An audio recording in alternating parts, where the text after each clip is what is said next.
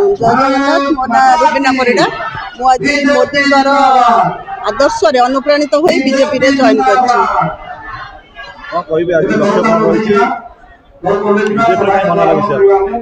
ଦେଖନ୍ତୁ, ମୋର ତ ସବୁବେଳେ ମୁଁ ଲୋକମାନଙ୍କ ପାଇଁ କାମ କରେ। ଆପଣ ମୋର ଦେଖିପାରିବେ, ମୋର ପୂର୍ବର ଯେଉଁ କର୍ମ ମାନେ ମୁଁ ସବୁ କରିଛି ସେଗୁଡ଼ା ସବୁ ଦେଖିପାରିବେ। ମୁଁ ଲୋକମାନଙ୍କ ପାଇଁ ବହୁତ ଜନହିତକର କାର୍ଯ୍ୟ କରେ।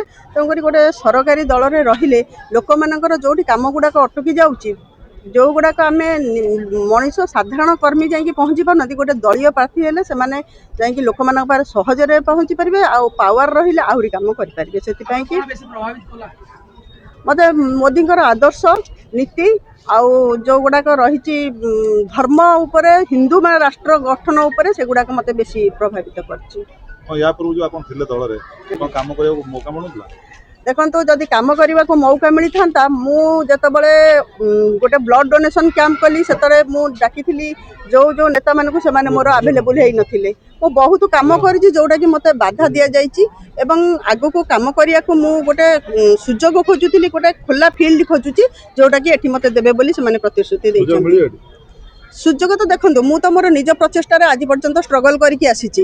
ଏବେ ଆଶା ରଖିଛି ନିଶ୍ଚିନ୍ତ ଭାବରେ ମୋତେ ସୁଯୋଗ ସେମାନେ ଦେବେ ବୋଲି।